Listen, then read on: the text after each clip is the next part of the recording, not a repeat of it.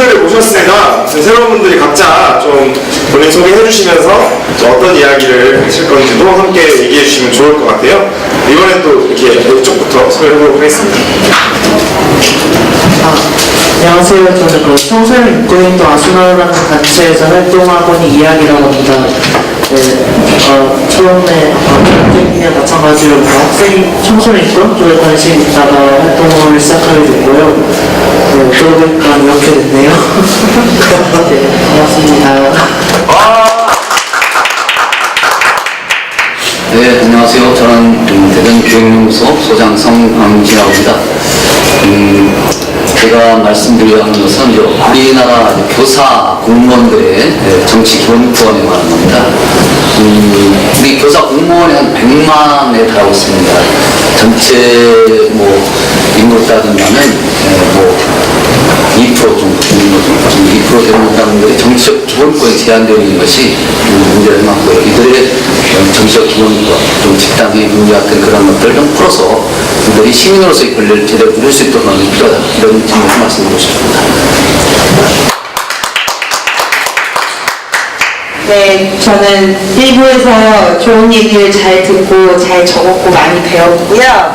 저는 그래서 정치 개혁에 관련된 자유로운 영시 흐름으로 가보는 게 어떨까. 아는 게 없으니까 그것으로 대신할 수 있도록 하겠습니다. 네, 저는 민중당 대전시당에서 일하고 있고요. 네, 이은영입니다.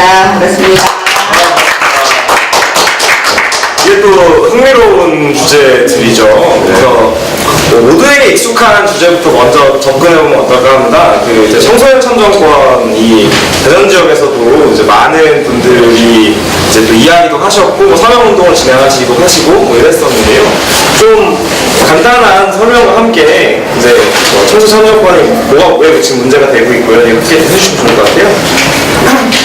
네, 아시다시피 지금 선거법상 지금 선거할 수 있는 연령 만 19세 이상부터잖아요. 근데 만 19세, 우리가 흔히 말하는 성인 이상이 돼야지 이제 선거할 수 있는데, 그럼 청소년들은 이런 선거를 못하니까 정치에서 배제될 수밖에 없고, 또 정치에 참여할 수 있는 모든 연령이 다 만 19세에서 아니면 더 그 이상으로 이보다 이제 맞춰져 있는 상태에서 이런 사회에서 청소년들이 뭔가 자기 주장을 펼치고 또 청소년들의 삶이 더 나아지기 위해서 어쨌든 정치에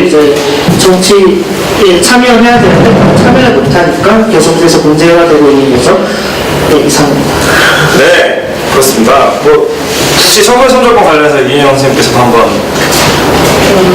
네, 저는 이제 청년 정치 참여도 청년 정치 참여도 이제 주권자들의 정치 참여 입장에서 봤을 때는 이제 반드시 참여돼야 된다는 건데, 청소년은 이중 억압 구조가 되어 있다. 청년 중에서도 어린 사람을 청소년이라고 부르는 이 구조 자체가 저는 좀 더 억압받고 있다고 생각하고, 다른 이야기는 또 이어서 할 수 있도록 하겠습니다. 네. 그럼 여기 계신 분들이 선거 연령, 참가 연령 만 18세, 만 17세 또는 만 16세 어떤 게 좋다고 생각하시는지 그런 게 또 궁금합니다. 한번 그러면 손을 들어볼까요? 네. 만 18세부터 그러니까 이 정도는 돼야 된다 해서 만 18세 괜찮다 한번 손 들어보시겠어요? 다 급진적이신가요? 아니면 보수적이신가요? 네. 그럼 만 17세 만 17세 한 분, 만 16세 만 16세 많습니다. 15세 정도도 괜찮아요. 만 15세 만 14세 만 13세 네, 안 드신 분도 계신가요? 그럼 언제부터? 지금은 딱 중학생 정도만 돼도 TV 보면서 자기 의사를 충분히 밝힐 수 있더라고요. 우리 애들 보니까. 그래서 저는 중학생 정도만 되면은 만으로 해서 15세 정도로 지금 좋지 않을까 그런 생각이 듭니다. 혹시 더 급진적인 아이디어가 있으신가요? 저는 학교 현장에서 민주주의가 일어난다면 사실은 더 어린 나이에서도 가능하다고 생각을 해요. 근데 한 번도 자기결정이 많이 존중되어 본 적이 없는 친구들이 느닷없이 자기결정을 하긴 어려울 거라고 생각하고요. 근데 뭐 유치원에서부터 초중과정까지 계속 직접 민주주의를 해본 친구들이라면 그건 저는 나이에 상관없이 사실은 자기생각을 이야기할 수 있다고 생각해요. 근데 우리나라는 교육제도 자체가 문제가 있기 때문에 한 번도 존중받아보지 않고 선택의 자기 의견이 반영되어 본 적이 없는 친구들은 느닷없이 뭐 중학교 때 가능하다, 고등학교 때 가능하다 이렇게 말할 수는 없지만 그래서 지금 교육제도 하에서 가면 저는 중학생 이상부터이라고 생각하지만 만약에 우리나라가 제대로 된 교육을 한다면 그 이하부터도 저는 가능하다고 생각합니다. 그 주최 측은 다음 토크 콘서트에서는 저 선생님을 한번 섭외해가지고 이야기 들어보는 거 좋을 것 같습니다. 근데 이제 이게 사실 청소년 참정권 문제 얘기하면 너무나 자연스럽게 나이가 이제 등장하게 되는데요. 이거 관련해서 좀 이하연님께서 얘기해 주실 게 있으실 것 같아요. 잠깐 얘기해 주시겠어요? 저는 개인적으로는 롤 선거 연령하면 굉장히 중요한 문제고 지금 만 18세로다가 선거 기록에서 낮춘다 많다 뭐 이런 얘기가 좀 나오는데 전 개인적으로 나는 이런 몇 세까지 하야 할 거라는 논쟁이 좀 필요 없다? 라는 주장이에요. 왜냐면은 지금 물론 우리나라 만 19세고 그 다음에 거의 모든 나라가 만 18세 이하로 다 내리고 있는데 또 만 18세를 맞춰져 있는 나라는 또 만 16세를 더 내리려고 노력을 하고 있단 말이에요. 그렇기 때문에 저는 이런 나이에 대한 어디까지 내려야 된다 이런 나이에 대한 논쟁이 굉장히 무의미하다고 생각을 하고 또 이런 논쟁을 이유가 청소년은 일단 미성숙하다는 이제 토대로다가 하는 논쟁이거든요. 그렇기 때문에 우리가 흔히 나이로다가 사람을 이제 미성숙하다 아니면 이제 성숙하다 딱 나누라고 하고 있단 말이에요. 그렇기 때문에 이런 관점에서 볼 때는 이런 나이로다가 좀 논쟁, 어디까지 내릴 거니 이거 논쟁이 꽤 무의미하다고 저는 생각하고 있습니다. 네, 뭐 이런 의견도 있을 수 있는 건 충분히. 왜냐면 결국에는 그 기준이 결국에는 어떤 성숙도, 뭐 어떤 민주적 시민의 자격이라고 하는 것을 뭐 배운 자가 되는 거냐, 초등학교를 나오지 않으면 성악권을 주면 안 되냐, 뭐 이런 얘기도 나아갈 수 있는 거니까요. 그 교육 현장에 계셨으니까 한번 좀 얘기해 주실 만한 내용들이 있을 것 같아요. 네, 청소년과 관련해서. 사실은 뭐 학교 가장 비민주적인 그런 상황이거든요. 사실 학교 자체가 이제 어떤 그 민주적인 어떤 그 체험 경험의 장이 되거든요. 근데 사실은 뭐 학교에 지금 현재 뭐 유일하게 지금 학생 회장만 직선제로 뽑는 것이 지금 또 중고에 다 열렸지만 나머지 우리 그 아이들이 정말 그 학교 내에서의 자기의 의사를 갖다가 개진하고 그 의사를 갖다 관철시키기 위한 여러 가지 뭐 집단 행위든 이런 것들이 정말 그것들이 있기 때문에 실제로 우리 학생 회장들이 뭐 우리 교장선생님 찾아가 자기들이 얘기를 갖다 할 수 있으면 참 좋겠는데 되게 그렇지 못하죠. 그리고 다들 학교에서 하고 또 더욱이나 우리나라에서는 뭐 교육 제도라든가 이 교육 정책관에서 뭐 중고등학교 학생들이 자신들의 얘기를 할 수 있는 그런 구조가 아니에요. 다른 이탈리아 같은 경우는 올해 10월, 뭐 올해 또 노란조끼 시위 12월에 벌어진 뭐 마크롱 반대 시위에서도 뭐 교육 정책을 들고 이탈리아에서도 보면 고등학생들이 자신들의 교육 제도, 입시를 갖고서 싸움을 걸거든요. 한 3,000명이 모여서 교육을 앞에서 데모했습니다.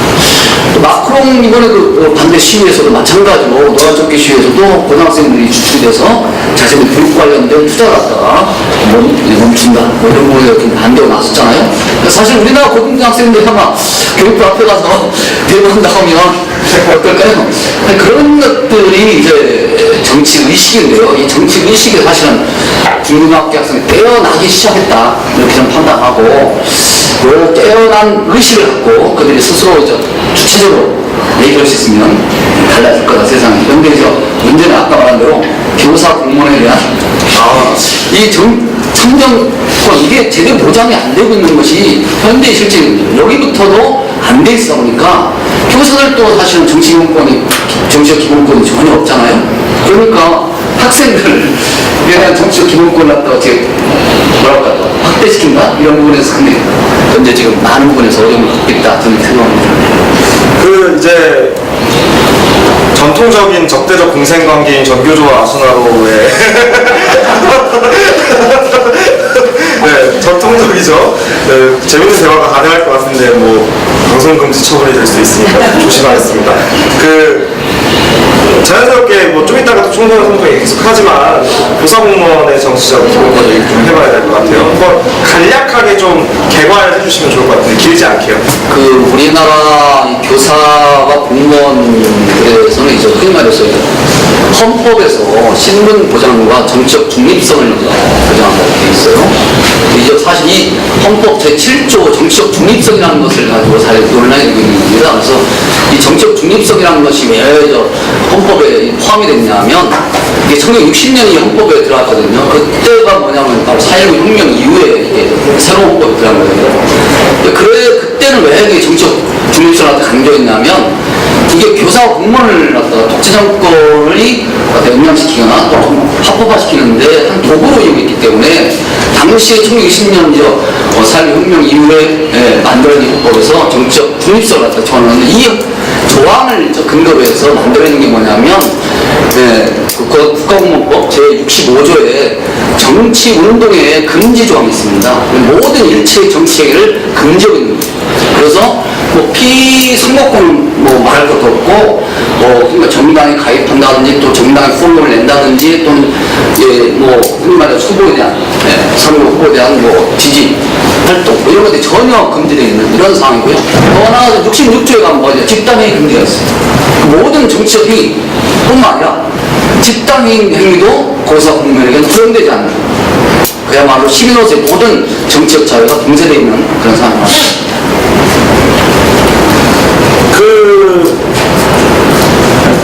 제가 듣기로는 그래서 최근 선거에서 어떤 인터넷 기사를 공유하고 코멘트를 달았다는 이유로 교사인가요? 이제 교사 몇 분이 기소당한 사건이 있었다고 알고 있는데 혹시 어떻게 이게 SNS가 활발하게 활동하는 공간에서 이게 사실 한 10여 년 됐잖아요. 10여 년 SNS가 활발하게 된 게 지난번 총선이죠. 지난번 2006년 총선에서 사실은 이 교사들 한 60여 명, 한 80여 명 정도가 기소됐습니다. 그 당시 기소된 내용은 뭐냐면 언론의 내용들이 나온 것들 가지고 거기에 뭐냐면 댓글을 정리하죠. 이런 자신의 의견을 한다든가 또는 페이스북 같은 데다가 또 의견을 갖다가 정치적 의견을 갖다가 이게 전부 다 기소에서 전부 다 사실은 벌명 받았어야 되고 벌명 받았고요. 지금 현재로서는 SNS에 어떤 특정 후보에 대한 지지는 둘째치고 거기에 좋아요도 누르면 안 돼. 좋아요. 그러니까 일체의 정치적 활동이 SNS로 막혀있는 상태입니다. 누구한테만? 교사와 공무원한테만. 모든 일반 국민들은 사실상 SNS를 통해서 사실상 선거 때 다양하게 지지 활동을 할 수 있어요. 그런데 교사 공무원 일체 SNS 활동 자체가 금지되어 있어요. 그리고 또한 우리 교사들 관련돼서는 어떤 것도 큰 문제가 되냐면 후원금이 있습니다. 정치원금. 이 정치 후원금을 일체 거둘 수가 없습니다. 그러니까 어느 정당 또는 정당 후보에 대해서 후원금을 낼 수가 없어요.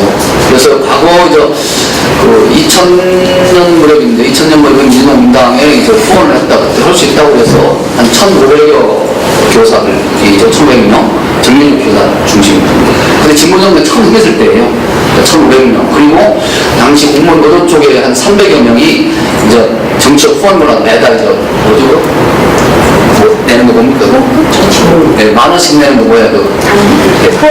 후원금의 형태로 해서 이렇게 매달 CMS 했던 거예요. 그것이 다들 뭐라고 하냐면 그걸 5년, 6년 지나도 사실 이게 CMS 나가니까 제가 생각 없이 있었는데 나중에 이명박 정권이 와서 그것을 고발한 거예요. 그래서 전부 다 한 2,000여 명 그때 정확하게 1,800여 명 정도가 기소됐고 전부 다 거의 동시에 50만원에서 80만원 정도의 그런 월급을 나왔습니다. 사실 여기 계신 분들은 이전과 다르게 이전 주제와는 다르게 사실은 공무원의 정치적 참여 대체 다 동의하실까요? 모르는 일이죠. 제가 너무 재단할 뻔했는데요. 반대 의견들이 좀 있잖아요. 반대 의견들은 좀 어떤 내용들이 반대하는지 저는 잘 모르겠어가지고. 저희 아버지도 이제 공무원 출신이신데. 사실 이제 이게 공무원들이라는 것이 이제 공무원들의 권한이 있잖아요. 역할이 있잖아요. 이 역할과 권한을 갖고 만약에 여러 가지 흔히 말해서 특정 정당 또는 특정 지지자들에게 유리하게 작동할 수가 있는 거죠.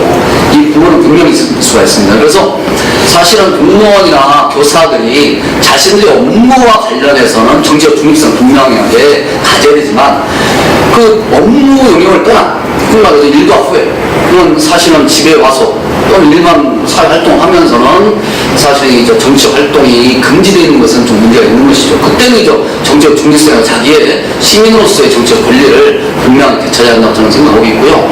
지금 현재 보면 어떤 경우가 있냐면요. 과거부터 사실상 뭐 정치적 중립성 얘기했지만 흔히 말해서 은밀한 곳에서는 흔히 말해서 이번에도 보면 그 사회 유치원 원장님들 그런 거 했잖아요. 그거 계속적으로 활동했던 사람들입니다. 그러니까 정치 활동했었어요. 특정 계층. 흔히 말해서 또 교장 선생님들. 그동안 꾸준히 교총을 통해서 정치 활동했었어요. 실제로는 우리 사회에서 그야말로 고사 공무원들 가운데서 일부는 자신들의 직위를 이루기 위해서 다양한 활동을 했던 것입니다. 근데 실제로 흔히 말해서 교사, 형사들의 어떤 정치 활동이 많이 금지된 것은 문제가 있는 것이죠, 사실은. 왜냐하면 교사도 자신들이 교원과 교육 정책에 관해서 분명히 할 말이 있잖아요. 그럼 뭐 좋은 교육 정책과 교원 정책이 필요하다고 할 때 이 부분을 갖다가 국회 내에서 분명히 바꿔주기 한다 그러면 나름대로 그러한 정당과 그러한 의원들에게 나름대로 그 지지 의사를 표명할 수 있는 것이고 그걸 통해서 뭐 일종의 간접시켜내는 그러한 효과가 있는데 이게 전혀 공사되어 있는 상황이기 때문에 사실상 뭐랄까요? 지금 현재 우리나라의 교육 정책과 교원 정책 이 모든 것이 사실은 교사들이 갖고 있는 어떤 생각이나 것이 반영이 전혀 되지 않고 있다. 이 문제가 아니겠습니까? 그래서 사실은 공무원들이 어떤 때는 이 국민들의 여러 가지 생활에 있어서의 영역에 있어서의 전문가라고 하시거든요. 그럼 이 전문가 그룹들이 자신들의 의견이 전혀 반영이 되지 않는 그러한 정치 환경은 문제가 되는 거죠. 그래서 저는 생각할 때 이 교사 공무원들이 전문적 영역에서의 자신들의 의견이 충분히 반영될 수 있는 구조. 그것이 노조를 통해서 어떤 단체를 통해서든 집단적으로 하든 그렇게 반영돼야만이 나름대로 우리 사회 발전에 도움이 된다. 지금 솔직히 음성적으로 나보다 사실상 힘 있는 흔히 말해서 아까 말한 유치원 원장님들, 유치원 이사장들 또는 사립학 이사장들, 사립학 교장단들 이 사람들이 사실 교육위원회에서 더 많이 또 활동을 하려고 있는 거죠. 그렇죠. 그리고 사실 다른 측면에서도 은밀하게 가족의 명의로 후원금을 납부한다든가 이런 경우들도 사실은 음성적으로 다 있는데 이참에 그냥 다 양질화 시키는 게 좋지 않을까 생각하고 있고요. 또 혹시 이제 청소년과 공무원 얘기 잠깐 해봤는데요. 다른 또 어떤 영역에서 이 정치 영역에서 좀 배제된 혹은 좀 소외된 다른 사람들은 또 누가 있을까요? 혹시 이현 선생님 혹시 안 돼요, 말. 네, 제 잘은 모르지만 저는 이제 좀 청년 얘기를 하려고 합니다. 그 청년 정치 경영이 참여해야 될 주권자 그룹인데 대한민국에 실제 진입 장벽이 쉽지 않다. 그래서 저는 그냥 질문을 드려봅니다. 아까 말했듯이 청소년들 정당 가입이 불가능한 것도 있고 여러분들 아시다시피 제가 지금 사실 고유명사가 다 써왔는데 제가 잘못 써와가지고 하나도 못 읽겠어요. 그래서 그리스나 아일랜드나 캐나다나 독일이나 연방의원들이 19세부터 그 나라의 총리들이 24세 그러니까 실제 마크롱이나 포데모스 대표 정도는 오히려 더 나이가 많게 느껴지는 41세는 나이가 많게 느껴지는 그 정도로 이제 20, 30대 정치인들이 있다. 그 사람들이 사회를 바꾸기 위해서 자기 정당을 조직하고 선거를 통해서 권력을 획득하는 과정들이 있는데 대한민국에서는 불가능하다. 19세 연방의원을 여러분 우리가 꿈꿀 수 있냐. 19세는 투표를 하지 못하는데.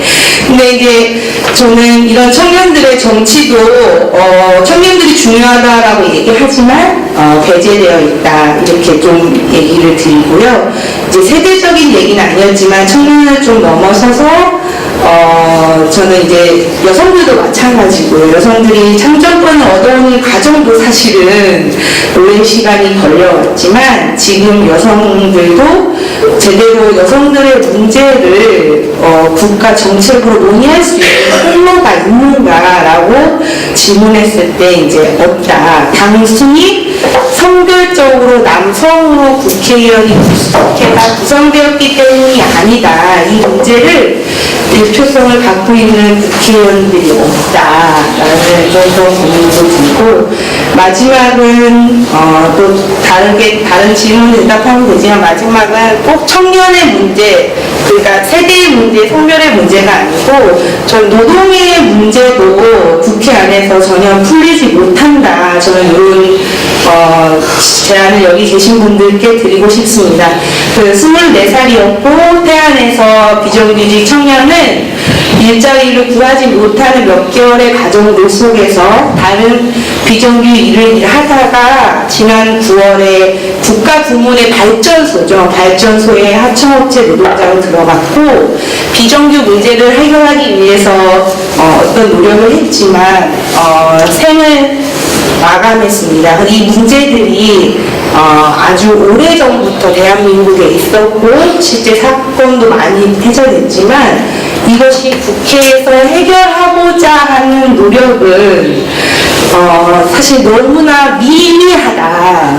이 문제를 기업도, 그 다음에 사회도, 그 다음에 국가도, 정책도, 행정도 다방면으로 달려들어서 해야 되는데 그 중에 특히 국회는 우리 국민의 민의를 받아들이는 데서 느리고 약하고 그 다음에 최선을 전혀 다하지 않는다.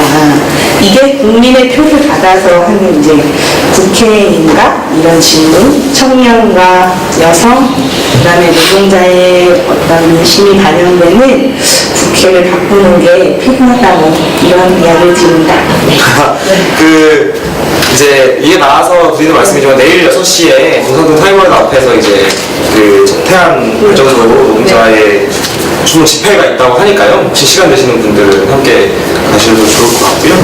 이제 뭐 좋은 얘기 해주신 것 같아요. 그러니까 실제 어떤 투표행위에 참여할 수는 있지만 그러한 그 형식적으로 참여하는 것과 실제 그 정치 주체가 돼서 그 내용들이 또 국회 혹은 뭐 정치 과정에 들어가는 것은 또 다른 영역의 그 개혁들이 좀 함께 고민돼야 되는 것 같습니다. 잠깐 언급해 주셔서 나온 얘기지만 이제 한국어사의 선거권 연령에서 피선거권 문제도 한번 얘기를 해봐야 될 것 같은데요.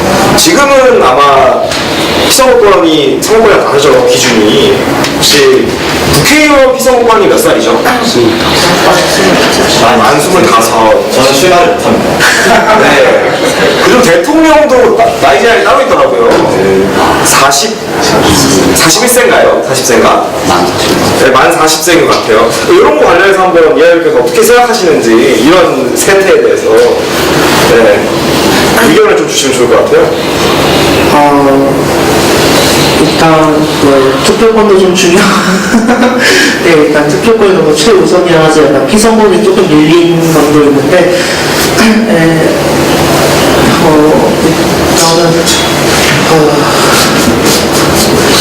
사실 아까 말씀하셨던 대로 뭔가 한국의 뭔가 정치 뭔가 조금 평균 나이라고 치면은 굉장히 많고 또 피선거권 나이도 지금 엄청 높잖아요. 그런 상황에서 뭔가 청소년 투표권을 얻어도 이 피선거권을 이제 좀 더 내리지 못하는 이런 청소년분들이 뭔가 정치에 참여하는 운동이 아직도 좀 많이 있는 거고 그런 의미에서 저는 뭔가 만 18세 투표권도 물론 중요하지만 이런 피선거권 문제도 청소년 참정권의 문제로다가 같이 포함시켜가지고 같이 논의를 해야 된다고 생각을 하고 있어요. 네, 실제로 저번에 미국에 있던 청소년 인권 활동가분이 이제 한국에 오셔가지고 이제 미국의 이제 청소년 인권 실태는 이렇다 이제 말씀하시는데 이제 그분이 이제 미국 녹색당이 이제 대통령 후보로다가 이제 만 16세 때 이제 나가셨는데 근데 사실 지금 등록이 되나요? 왜냐면 만 16세 이하를 이제 후보에 내놓지 못한다는 더 따로 그런 게 없어가지고 일단 공천 이제 녹색당으로 이제 됐고 이제 아깝게 이제 떨어졌다고 이제 당 대표 공청할 때 이제 떨어졌다고 이제 하신 걸 보면서 뭔가 이런 피해 선거권 문제를 청소년 참정권 문제와 같이 넣어서 이제 논의를 좀 해야 되지 않나. 물론 아직도 만 18세 투표권 인정 이런 하향되지 않은 시점에서 뭔가 좀 더 큰 미래를 바라보는 것 같긴 하지만 그래도 지금부터 이런 것도 좀 논의를 해봐야지 않나 싶어요. 미국의 후보는 네. 당내에서 아깝게 떨어졌다는 거죠? 네, 당내에서 아깝게 떨어졌어요. 미국 대선에서 아깝게 떨어졌다는 줄 알고 트럼프와 접점을. 네, 어쨌든 피선거권 얘기를 해봐야 될 것 같아요. 왜냐면 제가 어떤 생각을 하냐면 이게 동일하게 어떤 기준이 있는 것 같아요. 그러니까 이 피선거권을 높여 건 이유가 그러니까 그만큼 나이가 있어야 뭔가 어쨌든 뭐 대표할 수 있다라고 하는 어떤 전제 같은 게 깔려 있는 거잖아요. 근데 이제 저도 많은 대학교의 이제 학생회장 선거들이 다 4학기 이상 등록자 이런 기준들이 다 있어요. 근데 저도 이제 그 당시에 이렇게 이거 그냥 1학기 등록자로 하자 얘기했는데 오히려 이제 진보적인 분들도 아예 그러면 안 돼 뭐 그러면 뭐 잘 모르니까 안 돼 뭐 이런 얘기 하시더라고요. 성남 선생님께서는 뭐 어떻게 생각하시나요? 선거권 연령을 하향하는 것과 피선거권 함께 얘기하는 건? 저는 이제 뭐 우리가 이 인간의 삶이란 게 정치와 늘 함께 섞여 있는 거 아니겠습니까?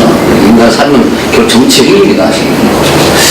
그렇다면 사실상 어떤 경우에도 제한은 최대한 줄여야 된다 이렇게 생각하고 당연히 피선거권을 나이로 제한하는 문제는 뭐 좀 선거권과 같이 연결해서 없애야 한다 이렇게 생각합니다.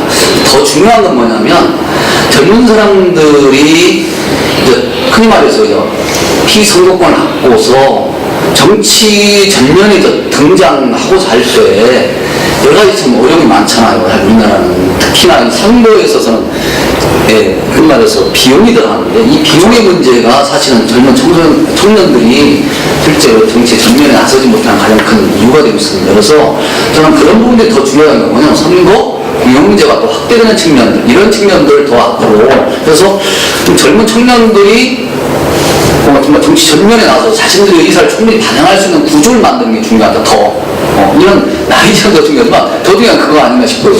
그런 부분들에서 우리가 좀 더 우리 사회 선거 경쟁을 확대해 나가고 그 젊은 청년들, 가난한 사람들 자신의 입장을 충분히 반영할 수 있는 그런 구조. 그래서 그들이 전면에 나서서 자신의 의견을 갖다가 충분히 사회에다가 충분히 제시하고 그리고 그 입장을 외형을 확대나가는 그러한 것들이 좀 필요하다 이렇게 생각합니다. 자연스럽게 이제 한국의 선거제도 중에 또 하나의 어떤 가림막 중 하나인 기탁금 제도에 대해서도 얘기를 해볼 수 있을 것 같아요. 민중당에서도 이제 선거도 많이 하시고 소수 정당들은 항상 그 기탁금이 그때마다 당원들의 주머니가 털려나가는 그런 상황이 발생하는데 기탁금 제도 관련해서 좀 하실 얘기가 있으시면 한번 해주시면 좋을 것 같은데요.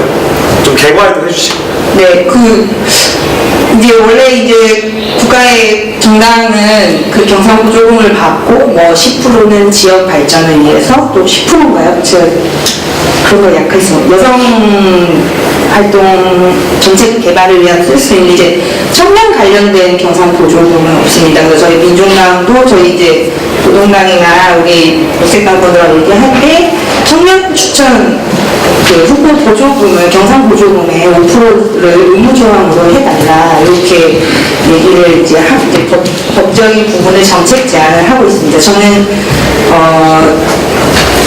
아주 어려운 조건을 통과하면 될 거야라는 그런 한국 사회 청년에게 얘기하는 정치에 배제된 사람들에게 얘기하는 거는 되게 폭력적이다 이렇게 생각합니다. 저는 청년이 운동장에 올라와서 무언가를 할 수 있는 제도적 기반을 열어주어야 된다고 생각합니다. 할 수 있겠어라는 질문을 나중에 해야 된다고 생각합니다. 그래서 경선보조금에 청년활동, 청년 후보에 대한 그 청년 정책에 대한 발전 보조금을 5% 이상의 의무조항을 해달라는 것과 기타금은 저희 민주당은 저희가 한 200명 정도 이번 지방선거에 나가고 청년이 한 30명이 좀 넘었어요.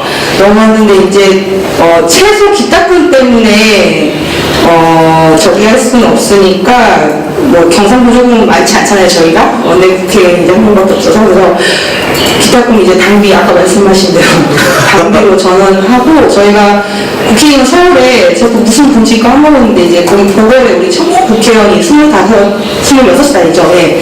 26살 친구가 그 결심해서 딱 나왔기 때문에 또 거기 좀 기타금을 마련하는데 좀 고생을 많이 했습니다. 지금은 국회의원은 기타금이 얼마죠? 1,500원을 제가 그 시장이 5천인가요?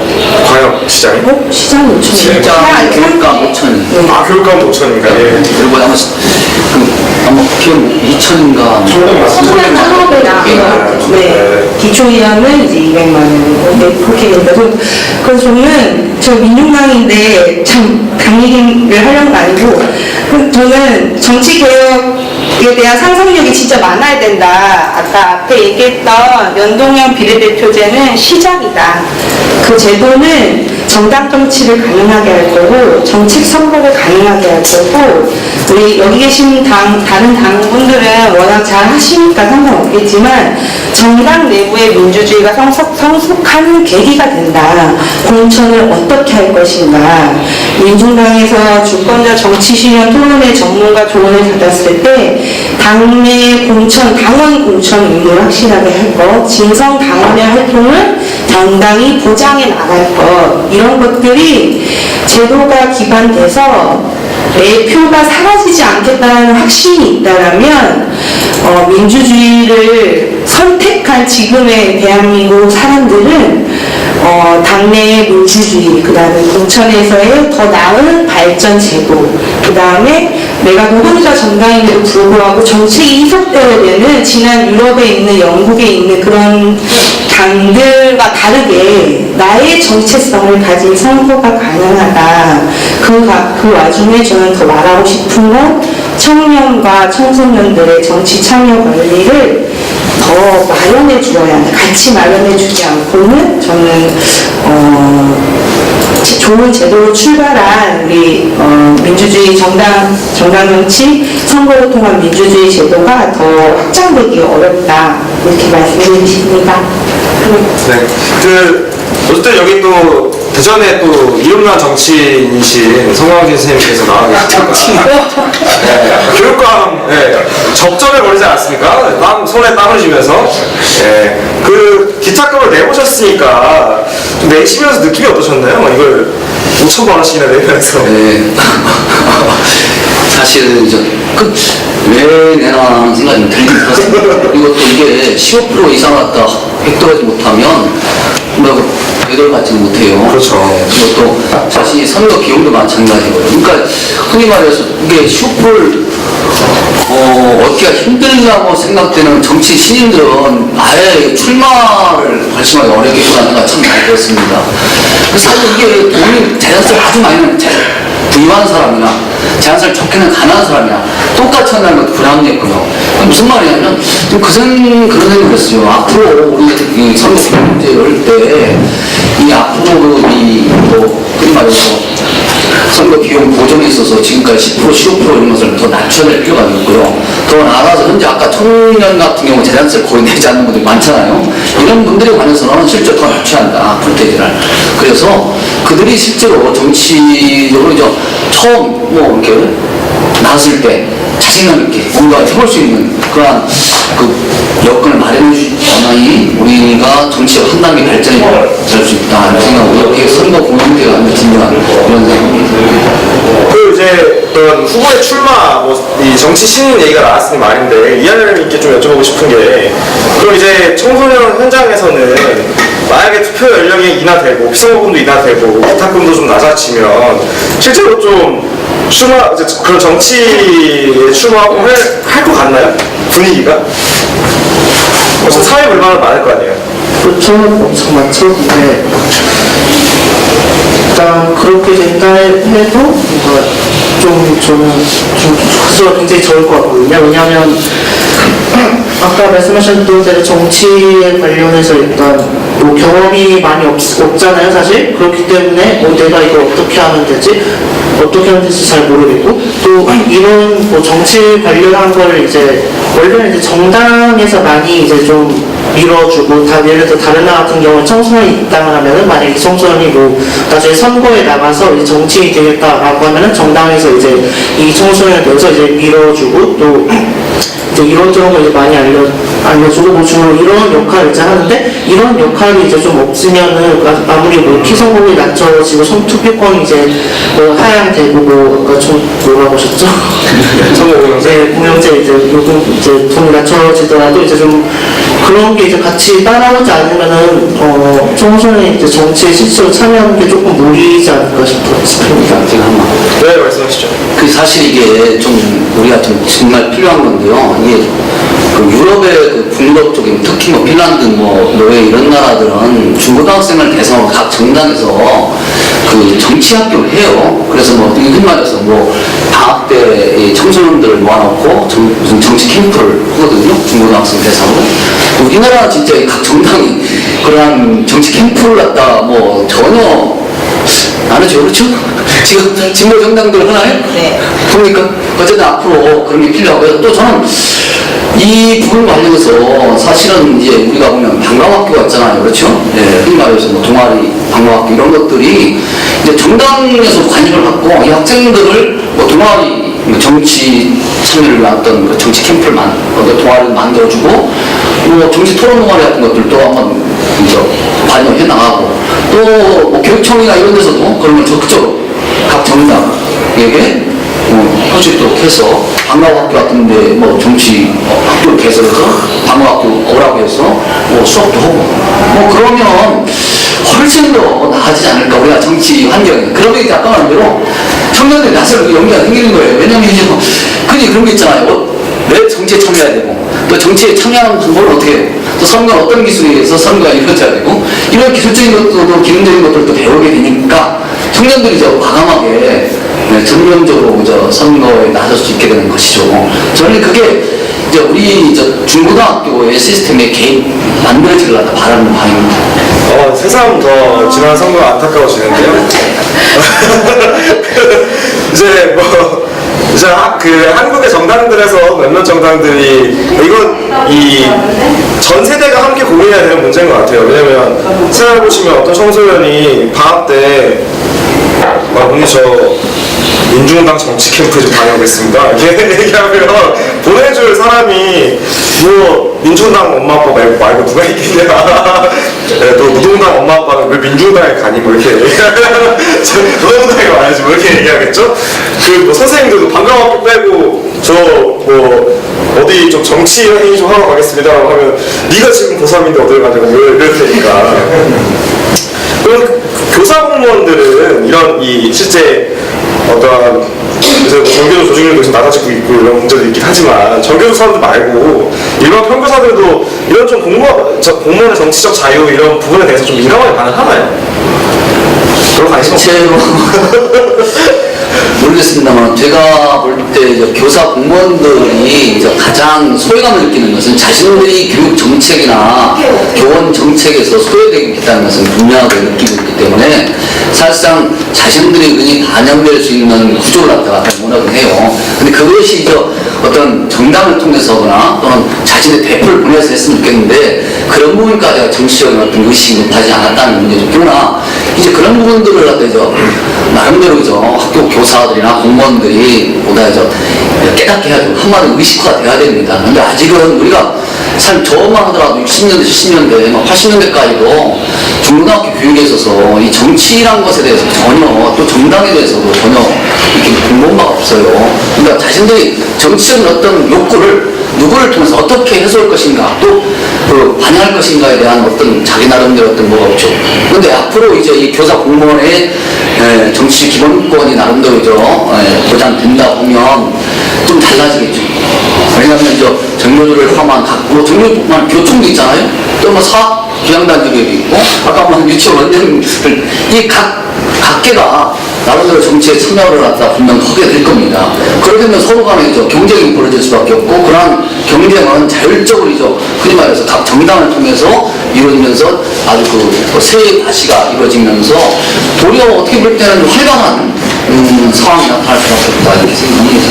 정당 정치가 더 활발하게 이루어집니다. 저는 그렇게 생각합니다. 이은영 선생님께서 아까 뭐 다양한 어떤 상상력이 좀 필요하다, 그래서 이렇게 얘기해 주셨는데, 좀 개혁에 대해서 얘기를 하고 있으니까 좀 평상시에 좀 생각을 해보셨던 뭐 아이디어나 좀 이런 것들이 혹시 좀 더 있을까요? 네, 없는데요. 아까 말했듯이 민중당 정치학교를 우리가 왜 가냐, 이렇게 나올 수 있다. 근데 저는 한 길 정당이 완벽하기가 어렵다. 그래서 연합정당을 만들기도 하고, 연합정부를 만들기도 하고, 연합전선을 만들기도 하고, 연합대중운동을 하기도 한다. 그냥 이중당적 허용하는 거 어떠냐. 제 당직자 이런만, 조심스럽네요. 이런 말 자신있게 하고요. 자신있게 하고요. 어떠냐. 그냥 아까 말했듯이 성강진 소장님이 말씀해 주신 것처럼 정치를 할 수 있는 젊은 정치인들, 시대를 바꾸는 젊은 동력을 만드는 길은 내가 의사를 결정해 볼 수 있는 경험을 충분히 해야 된다. 그 경험을 열어줘야 된다. 그거를 나에게 납세와 국방, 교육 이렇게 얼머무리지 말고 의무교육으로 해야 한다. 그러면 가능하다. 그런 제안도 좀 드려보고요. 아까 말했듯이 청년 정치인을 발굴하는 학교를 정당들이 더 적극적으로 할 수 있게끔 좀 그런 것도 좀 제안을 해보고, 이거는 그냥 하는 얘기지만 저는 이제 그냥 듣고 잊어주세요. 전 지역구 국회의원이 필요한가, 이런 막 뼈있는 아무 말을 드립니다. 네. 왜냐하면 내가 이 사람을 선택하지 않더라도 내가 가지고 있는 삶에 대한 욕구를 해결해 줄 수 있는 다른 누군가가 있다라면 좀 이중당적이 된다라면 더 자연스럽게 그 사람도 지지할 수 있고, 그 사람이 우리 동네 사람이 아니더라도 그 내 표를 살려서 그 사람에게 줄 수 있는 거, 그럼 이제 그런 게 지역구 국회의원이 꼭 있어야 가능한가? 뭐 이제 그런 좀 발칙한 질문을 드리고요. 그 다음에 하나 더는 저도 정당이지만 청년들을 이제 공천할 때 스토리 마케팅 안 했으면 좋겠다. 네. 나는 서민 출신이다. 딱 이렇게 하는 순간 막 청년 문제를 다 해결할 수 있고 막 이렇게 하는, 또는 뭐 약간의 오디션, 약간의 좀 뭐라 해야 될까요? 뽑는 방식, 근데 저는 그런 게 맞을까? 저는 차라리 청년들과 청소년들에게 의사를 결정할 수 있는 정치 시스템을 충분히 경험할 수 있게 권리와 제도를 열어주고, 거기서 성장한 사람들이 어떠한 장벽이라도 정말 쉽게 넘을 수 있게, 기탁금이든 당내 공천이든 그런 것들로 좀 자유롭게, 그렇게 다 얘기하니까 모든 게 다 엉망진창이 될 것 같지만, 그러면 정당이 엉망진창이 될 것 같지만, 저는 가능하다, 할 수 있다. 왜냐하면 우리는 민주주의를 선택했다. 복잡하고 그 다음에 좀 시끄럽고 그 변수를 갖고 있는 민주주의를 선택했기 때문에 그걸 지킬 수 있는 다양한 대응 방법을 만들어낼 수 있다고 생각하고, 당연히 교사와 공무원들의 노동 상권 및 정치 참여권을 보장하는 것, 그 다음에 제도와 사회적 문화 분위기를 한껏 열어줄 것을 같이 여기 계신 분들하고 또 만들어갔으면 좋겠습니다. 네. 그 이중당적을 사실 암묵적 이중당적의 가장 큰 수혜자라고 저는 개인적으로 생각하는 녹색당의 당시적으로 와 계신데요. 아마 허용되면 더 성장하실 수 있을 거라고 생각하고요. 대놓고 이중당적을 할 수 있으니까. 이제 여러분 놀라셨겠지만 너무나 재밌어서 시간 가는 줄 모르겠지만 4시입니다. 네, 4시여가지고요. 그리고 성주분들께서 혹시 또 이런 아이디어, 아까 저 잠깐 얘기하면 정치학교 같은 거 공동으로 같이 와도 괜찮겠네요. 자기 자녀는 다 어디에 보낼지 고민 안 하셔도 되니까. 네. 어쨌든 뭐 그런 아이디어가 좋고, 좀 한번 말씀해 주시죠. 민주평화당에서 왔어요. 그 성원진 교육감님 희망사항. 그 하나 여쭙고 싶은 게 있는데 그 유럽의 경우가 공무원들의 경우는 정당 그 활동을 합니다. 지금 아시아권에서 일본하고 우리가 또 주요 국가 중에서 일본, 우리는 이제 정당 가입서부터 정치활동 기본권이 대부분 제한되어 있는데 유럽의 경우에는 대부분 다 허용이 되어 있습니다. 근데 유럽도 그런 거 있습니다. 업무 영역에서의 정치적 중립성 분명하게 요구하고 있지만 업무 영역이 아닌 건 일반적인 시민으로서의 모든 권리는 대부분 다 미국을 통해서 대부분 OECD 국가 대체로 다 허용하고 있는 것인데 근데 우리나라만 이제 일본하고 좀 비슷한, 문화적으로 아마 비슷한지 몰라도 일본과 우리가 현재 정치적 기본권을 상당히 제한하고 있다고 볼 수 있습니다. 아까 정치학교가 이제 오스트리아 같은 경우는 지금 슈르츠 총리가 이제 31살인가요? 그렇죠. 그래서 만 16살. 근데 선거권을 주고. 맞아요. 네덜란드 16살에 선거권을 주고. 그러니까 24살에 그 말하자면 미인 시의원이 26살에 외무부 장관이 되죠. 지금 당대표이자 31살에 총리가 되는 이제 바로 정치학교에 과정입니다. 선거권을 주니까 학생들이 관심을 가져서 그 정당마다에 있는 정치학교에 가서 공부를 해요. 공부를 해서 거기서 공부를 해서 정치가 무엇인가를 좀 더 전문적으로 현실적으로 공부할 수 있는, 그러니까 정치에 관심을 갖게 만드는 것 자체가 선거권 부여가 더 적극성을 청년들이 갖는 거죠.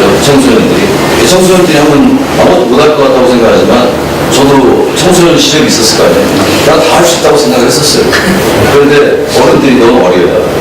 그러니까 인격체를 거의 그냥 무시하는 거고, 또 선생님 같은 경우 선생님 오래 하셨으니까 더 잘 아시지만, 그래서 그런 정치학교에 대한 문제뿐만이 아니고 초중고에서 이미 정치란 무엇인가 라는 걸 선생님들이 학생들한테 공부를 시켜야 되는데 우리는 입시제도 때문에 또는 정치에 참여를 못하게 하려고 아이들이 4.19처럼 들고 일어날까봐 아까 말씀드린 정치에 참여를 정치 교육을 못 시키게 하지 않습니까? 학교에서. 그래서 그런 문제들이 지금 국민이 전반적으로 연동형 비례대표가 뭔가를 모르는 겁니다. 그걸 설명해도 목사님이 바쁜데 누가 하겠어요? 그래서 사실은 교육감님 되실 분인데 중요한 건 학교에서의 정치 교육이 있어야 된다. 그래서 선생님이 정치의 정당 가입이나 정치 활동에 할 수 있어야 된다. 라는 것에 저는 그것에서 출발하면 더 적극성은 그 선거권을 어린 나이에 주면 그런 관심을 가지고 아까 내가 출마해볼까? 뭐 어떻게 해볼까? 하면 공부를 했기 때문에 또 정당에서의 지원도 있고 해서 그런 것이 정치학교에서 이제 더 숙성이 되어 있고 영국 같은 경우는 만 16세면 정당 가입할 수 있어요. 우리나라는 없죠. 그러니까 정당 가입에 대한 문제도 유럽 같은 경우는 대체적으로 연령 제한이 없습니다. 그러니까 우리나라는 이 19살이 넘어야 되니까 아이들이 그걸 못하므로 바로 이제 선거법에 대한 문제, 그다음에 이제 선거법에 있어서 이제 선거권, 비선거권이겠죠. 정치자금법, 기타 금융. 이거 문제잖아요. 기타 금융. 이런 것들이 다 고쳐져야 연동형 비례대표제가 빛을 낼 것이고 지금 청소년 문제, 청년 문제에 대한 문제가 해결될 것이라고 생각을 하면서 교육감님 열심히 하셨습니다. 교육 현장에서부터 바꿔야 된다. 네, 말씀드립니다. 아주 어르신 말씀입니다. 그래서 저희가 이렇게 1, 2부를 기획한 건데요. 딱 연동형 비례대표제만으로는 안 되기 때문에. 한번 첨언하자면 제가 이제 참 굉장히 아쉬운 게 뭐냐면 우리 학생들이 장래 희망을 쭉 적으면 다 굉장히 단순하잖아요. 뭐 교사, 뭐 공무원 아니면 몇 가지 딱 정해져 있습니다. 근데 과거에는 70년대까지만 뭐 대통령, 국회의원, 뭐 정치인들 하겠다는 사람이 있었어요. 근데 지금은 아예 없거든요. 정치에 대한 굉장히 부정적인 인식이 널리 퍼져 있는 게 아이들한테까지 미치고 있는 게 가장 큰 문제인 것 같습니다. 그래서 아이들이 정치를 잘 모르는 거죠. 아예 정치 되고자 하는 학생들이 거의 없다는 자체가 문제인 거죠, 사실. 저는 앞으로 이 정치에 관해서 아까 말씀드린 대로 정말 제대로 된 교육을 할 필요가 있다. 그래서 아까 우리 청년 말한 대로 학교에서도 특히나 이 학교에서 민주주의가 제대로 이루어지는 구조. 흔히 말해서 학교 자치라는 건데 학교 자치가 제대로 이뤘으면 좋겠어요. 아이들의 정말 의견이 반영되고 선생님들 의견이 반영되는 구조를 만들어야 되는데 지금 위에서 내려오는 것들 학교장 중심으로 이루어지는 어떤 자율성만 강조하기 때문에 그런 부분들 앞으로 개선해야 내가 나갈 것 같아요. 나가야 됩니다. 네. 네, 아까 또 한 번. 저는 교사들이 정치 활동을 하지 못하도록 막는 것 자체가 헌법에 위배되는 것인데 그 왜 위헌 소송들을 교사들이 하지 않는지가 좀 답답하고요. 그러니까 하위권이 헌법을 위배할 수는 없는 거잖아요. 근데 결사의 자유라든지 참정권이라든지 정치의 모든 기본권을 다 맡고 있는 거잖아요. 그러니까 교실 안에서 정치적 중립성은 저는 중요하다고 생각해요. 모든 것들을 교사는 다 있는 그대로 아이들에게 알려주고 선택을 아이들이 하게 할 필요가 있지만 그렇다고 해서 교사 자신의 정치적 활동을 막는 것은 헌법의 기본권에 위배된다고 생각해서 저는 교사들이 헌법소원을 해야 된다고 생각을 합니다. 그리고 저는 가장 답답했던 것이 사실은 세월호 참사 이후에 공교육 교사들이 교과서를 집어넣지 않은 거에 대해서는 지금도 분노하고 있어요. 그러니까 거기서 그렇게 위축되어지는 선생님들 밑에서 죄송합니다. 아이들이 무엇을 보고 무엇을 배우고 무엇을 행동할 수 있을지 저는 되게 의심스러워요. 그래서 전교조도 원망스럽고요. 전교조 열심히 생활하는 건 알지만 열심히 생활해서 사실은 어떤 영향력을 미쳤는지 가슴 아파요. 청와대 앞에서 저라고 계속 법외노조에 대해서 외치고 있는 그런 활동들이 무의미하다는 것이 아니라 그래서 실제 생활들은 어떻게 바뀌었는지 왜 교사들은 움직이지 않는지 안타깝고 기본으로 내 권리도 찾아가지 못하는데 어떻게 청소년들의 권리를 세워줄 수 있을지 사실 굉장히 많이 안타깝습니다. 대변인은 아니시니까. 그 정도 이제 질문을 답변해 주실 거예요. 답변을 좀 해야 될까요? 네, 헌법소원이나 교사 공무원의 정치적 기본권을 확대하는 측면은 여러 차례 이제 했는데 판례가 이미 대법원 판례뿐만 아니라 헌법재판소에서 아마 그게 안 받은 걸 알고 있고요. 이번에 문재인 정부의 100대 국정 과제에 이게 포함되어 있습니다. 그래서 법안도 이미 올라가 있습니다만은 자유한국당과 바른미래당 쪽에서 사실은 부정적인 그런 입장을 보이고 있는 것이 사실인데 이 부분이 정말로 안 풀리는 건 뭐냐면 이게 국민들이 아직도 오해를 하고 계세요. 뭐냐면 이 정치적 중립성이라는 것이 업무 영역에서의 정치적 중립성을 주장해야 되는데 모든 면에서 다 그냥 정치적 중립성을 다지한다는 그러한 생각들을 아직도 갖고 계신 측면에서 이걸 반대하시는 분이 많이 있다고 저는 생각하고요. 국민의식도 많이 바뀌어가고 있고요. 근데 아까 말씀드린 대로 전교조는 과연 학교 현장에서 뭐 하겠느냐. 정말 이 모순된 우리 현재 우리 교육 과정에 사실은 우리가 가장 큰 문제가 뭐냐면요. 저기도 이 입시 경쟁교육의 틀에서는 학교에서 꼼짝 못하는 측면이 있습니다.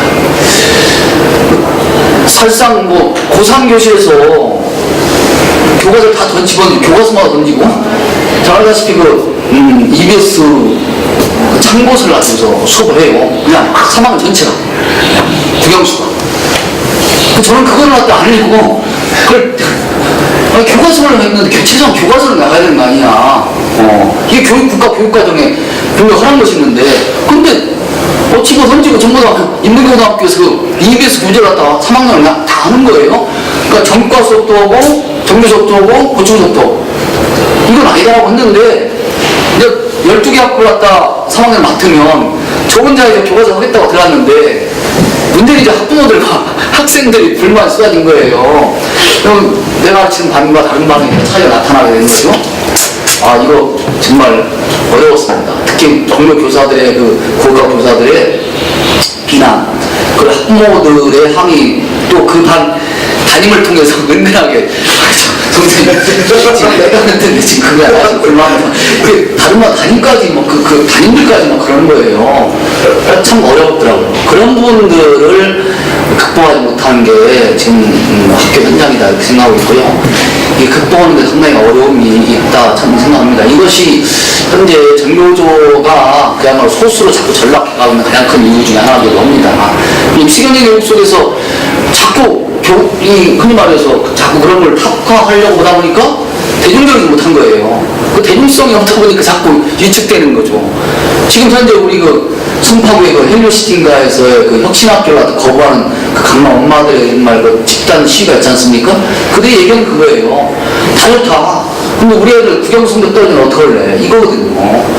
사실, 근데 그게 혁신학교라고 해갖고 국영수 성적, 흔히 말해서 애들 전체 어떤 학력이 높아졌다는 그런 연구 결과가 있음에도 불구하고 그냥 우리 학력자가 되는 거 어떨 거냐 이렇게 보겠거든요. 사실은 이게 어떤 인식의 변화, 입시 경쟁 교육의 도리에 우리 아이들이 독이라는 것을 갖다가 알아야 되거든요. 이런 측면들이 변화가 함께 따라주지 않는 한 흔히 말해서 우리 청교육이 참 그대로 죽을 수 있지 않을까 생각하고 좀 더 기다려야 될 것 같습니다. 특히 이제 전국적으로 14개 지역에서 이 진보 교육감이 흔히 말해서 새로운 가치가 추구하고 있지만 전반적인 학교 관료 시스템을 갖다가 개혁하지 못하고 있습니다. 특히 학교 교장들의 이 틀린 구조가 바뀌지 않았어요. 교육감이 하려는 걸 갖다 전체 교장들이 다 따르지 않으려고 합니다. 이게 참 어려운 거죠. 또 장학사, 장학관들 이런 분들이 좀 이해하시는 측면이 필요하고요. 그러나 조금씩 나아져가고 있습니다. 나아져야죠. 사실은 교육이 나아지지 않고서 세상이 안 바뀌는 거고 발전이 없습니다. 우리가 거의 제가 그런 얘기 합니다. 조금 줄여주시면 좋겠습니다.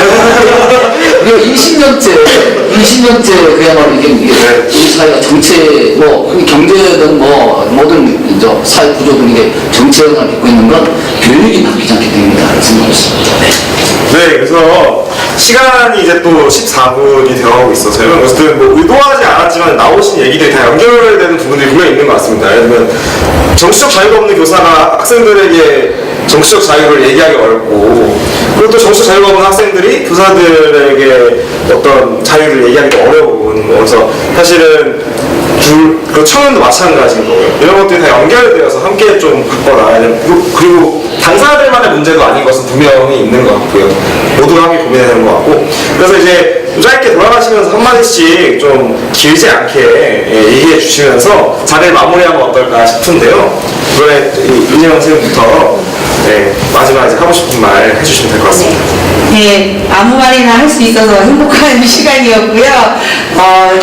저는 대한민국이 참 불우한 정치 기간을 지냈다. 분단과 반공 속에서 조금 다른 자유로운 상상력 자체가 배제됐고, 정당 자체는 이빠른 소리를 하면 당수가 사형을 당하거나 당 자체가 해산당하는 경험들이 정당을 멀게 하고 정치를 어렵게 하고 이렇게 했는데, 저는 그 시대가 지났다고 생각하고 이제는 나의 요구를 담을 수 있는 더 많은 정당들이 생기는 그 정체성을 가지고 더 많이 연합하고 연계하고, 그래서 실현 가능하게끔 하는 시대의 시작이다. 그래서 제도를 바꾸는 것, 그 다음에 아까 말씀해 주셨듯이 정치에 관심을 갖게 하는 사회적 프로그램을 만드는 것, 그 다음에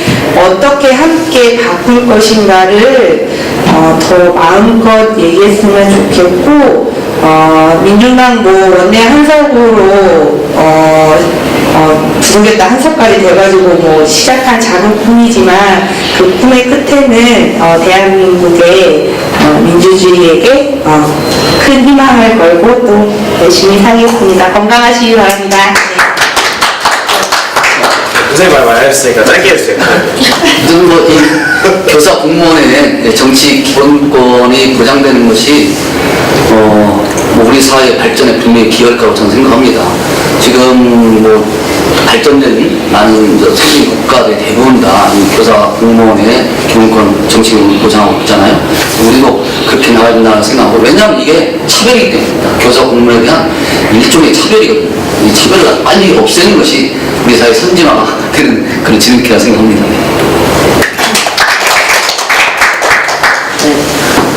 청소년 참정권 문제 정말 머리 아픈 네, 맨날 요구하자 거의 매일 머리 아프고 또 청소년의 현실을 보면은 정말 암울하고 또 근데 또 왜 안 바뀌는 걸 생각하면은 또 더 여러 문제가 있는데 그런 여러 문제를 좀 풀기 위해서 청소년 만 18세 투표권이 저는 이제 시작이라고 생각을 하고 물론 아직까지 그 시작도 못했지만요. 벌써 몇 년째? 네, 그게 시작이라고 생각하고 또 만 18세 투표권을 시작보다가 저희가 더 많은 걸 더 상상할 수 있고 더 많은 것을 실현할 수 있다고 생각합니다. 네, 또 이제 시간 가까이 이제 이야기 진행했는데요. 오늘을 또 대전에서 또 시작으로 해서 관심 가지실 분들 또 함께한 6개 정당이 힘 모아서 시민사회 자체까지도 이 선거제도 개혁 그리고 더 나은 민주주의 그리고 우리의 더 좋은 삶을 위해서 함께 또 고민하고 실천해야 되는 시기인 것 같습니다. 그래서 오늘 또 세 분 좋은 말씀 해주신 세 분께 큰 박수 드리면서 마무리하도록 하겠습니다.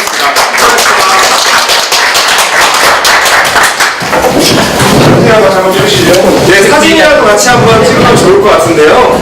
네. 선거제도 개혁하자! 와, 안녕! 고생하셨습니다.